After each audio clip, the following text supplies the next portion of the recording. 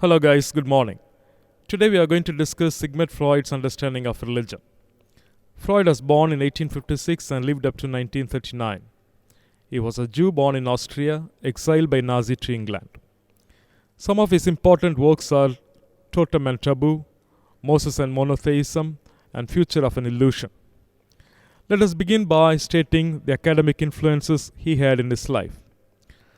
Firstly, he was influenced by Darwin's theory of biological evolution. Freud saw his own psychoanalysis as reconstruction of the earliest and most obscure periods of the beginning of human species. For survival, humans evolved through the acquired characteristics they inherited from the previous generations. This is called the principle of inheritance of acquired characteristics.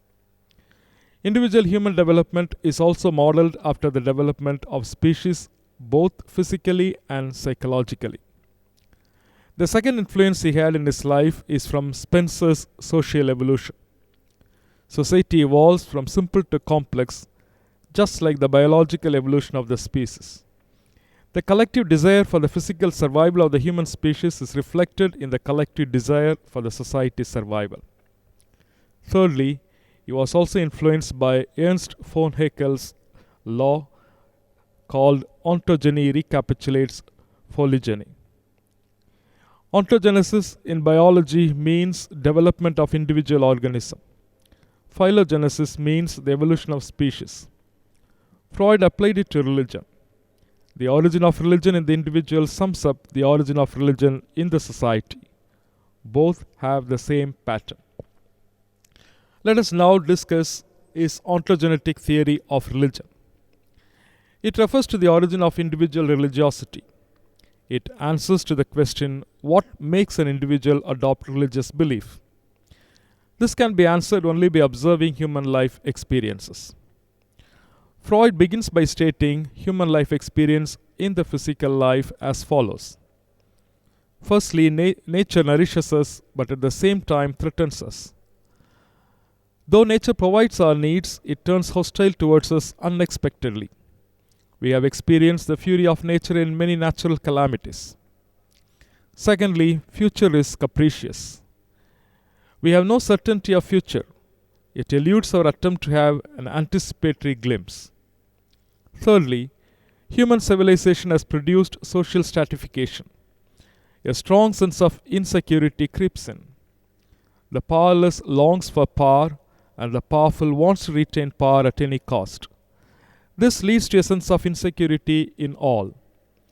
This insecurity is further aggravated by the development in sciences, both natural and social.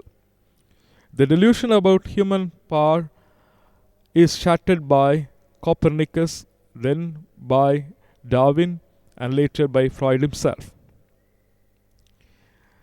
Freud finds a parallel experience in our childhood. The child has a tremendous sense of insecurity. The child has to be dependent on someone more powerful. Under the protection of the father, the child feels secure.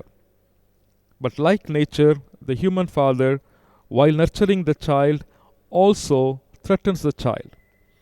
Freud names this ambivalence as Oedipal complex. There is an ambivalent feeling in the child towards its father. Child loves and hates the father at the same time. The child feels threatened by its father. The child desires to eliminate its father, but as it is helpless, it represses its feeling.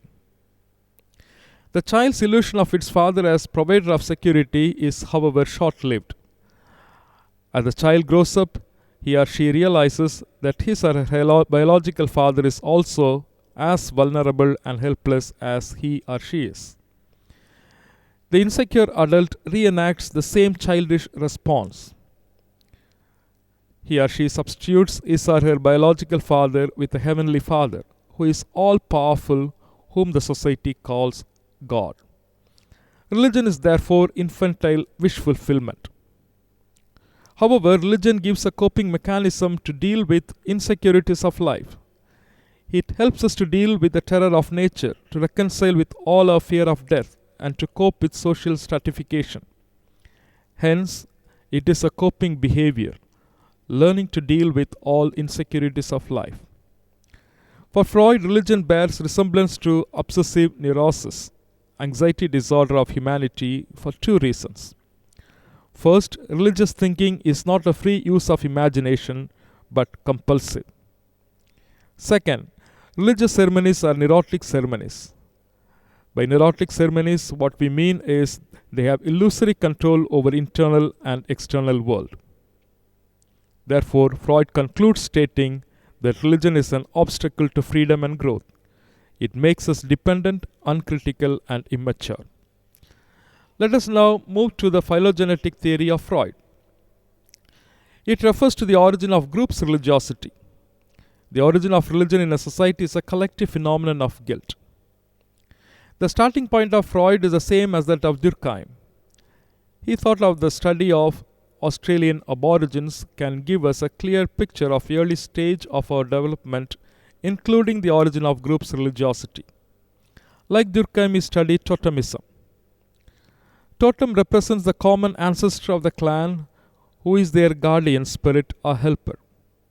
The totem has a supernatural effect in them, at least in two ways. First, the totem has a sacred obligation not to destroy it or eat it. Second, it has other social obligations and prohibitions, including sexual relationship with other members of the clan. This leads to the origin of two taboos.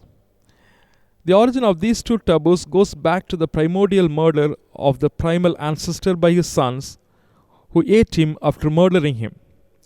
Freud says that the first human society is a primitive horde, which enforced rules of a powerful male. The powerful male monopolized all the women and forced the males to go and get women from other clans. The other disgruntled males committed the primal patricide. In order to deal with this collective guilt, they repressed the act but memorialized it by rituals. As a sign of their atonement, they make a symbolic father to whom they vowed they would not destroy him and they would not have sexual relationship with the women of the clan. Freud also observes that the attitude of people towards Totem, the symbolic father, is ambivalent. This is parallel to the child's attitude towards its father. Though both taboos are strictly followed, on Totem festivals they are broken. But this is followed by a period of mourning. It means there is a wishful fantasy of killing and devouring the primeval father. From this, Freud concludes that religion evolved as a social institution to control our individual instincts. This creates neurosis. Hence, there is a similar pattern that can be observed in primitive people and neurotics as well as in children. Therefore, Freud would say ontogeny recapitulates phylogeny. Let us now critically assess the ideas of Freud about religion. Let us look at the positive aspects. First, he is credited for highlighting that religion is an emotional phenomenon. Second, he also states that religion is an unconscious symbol and it has unconscious meaning of coping behavior. Now let us look at the negative aspects of his ideas. First, whether the story of the primitive horde is history or an imaginative reconstruction of history. At least it is not a tested hypothesis and cannot be accepted as a scientific theory. Second, ontogenetic theory is based on Freud's analysis of psychic structure, id, ego, and superego. This is challenged by modern psychology and his ontogenetic theory therefore fails. Third, Freud concluded his study from his study on mentally ill people. The sample is limited and the conclusion is biased. There is no evidence to prove that religion is obsessive neurosis. Fourth, ontogeny recapitulates phylogeny is built on the idea that the individual psychological development manifests the social evolution of humanity, and this theory has become obsolete today for want of evidence. Thank you guys for your attention. In the next video, we will discuss Malinowski understanding of religion. Cheers.